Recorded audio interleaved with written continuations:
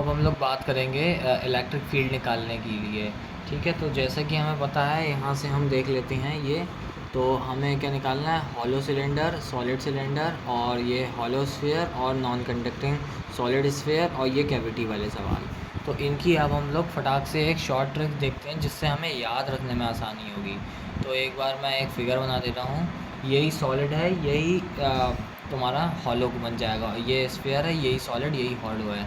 तो देखो, सबसे पहले इन सवालों को करने के लिए हमें एक बात याद होनी चाहिए कि ये क्या है। वही गॉस लॉ क्या कहता है कि इसका summation of D R is equal to Q in by epsilon naught, ये होता है ना।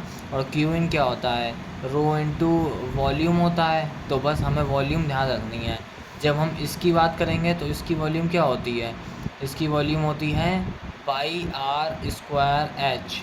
ठीक है, और इसकी वॉल्यूम क्या होती है, इसकी वॉल्यूम होती है 4/3 पाई आर क्यूब। ठीक है, बस अब ये याद रखो। अब अगर मैं हॉलो सिलेंडर ले लेता हूँ तो इसकी इनसाइड, एक बात ध्यान रखना, हॉलो जब भी आ जाएगा इनसाइड में हमेशा ज़ीरो होगा। और अगर मैं आउटसाइड की बात करूँगा तो हमें वैसे भी याद है, इसके अंदर एक रॉड पड़ी हुई है। तो अगर ये इन्फिनिटी पे है और अगर हम दूर जा रहे हैं तो हम कैसे याद रखते थे, टू के लैम्डा बाई आर रखते थे ना। तो वही यहाँ भी है, 2 के लैम्डा बाई आर।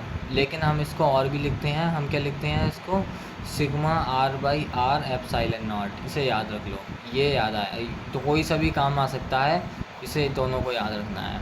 ठीक है, अब अगर मैं इसको सॉलिड कर देता हूँ, सॉलिड यही है। तो अगर ये सॉलिड है तो मैं क्या करूँगा, इसका इनसाइड पॉइंट निकालूंगा। तो देखो, अब इसका इनसाइड पॉइंट निकालने में एक ट्रिक है। क्या है ट्रिक, देखते हैं हम। इससे पहले मैं इसको लगा देता हूँ। तो देखो, मुझे पता है ई, अब मैं उसका एरिया लिखता हूँ। एरिया ऑफ दिस आएगा। तो एरिया क्या होता है, ये होता है 2πr/h। तो ये किसके इक्वल होगा, रो। अब मैं इसकी वॉल्यूम लिखूँगा, वॉल्यूम क्या आएगी, पाई आर स्क्वायर एच, यही तो आएगी ना। और एप्साइलन नॉट है।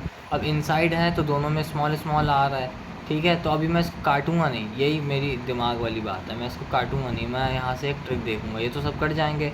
अब ट्रिक ये है कि जब भी मैं निकाल रहा हूँगा, मेरे मन में आना चाहिए कि लेफ़्ट साइड में क्या आएगा और राइट साइड में क्या आएगा। राइट साइड वाला क्या कट जाएगा इससे, अगर इनसाइड है तो दोनों आर हैं। अब आंखें मींच लो, अब इधर साइड में मत देखो, ये वाला पोर्शन मत देखो।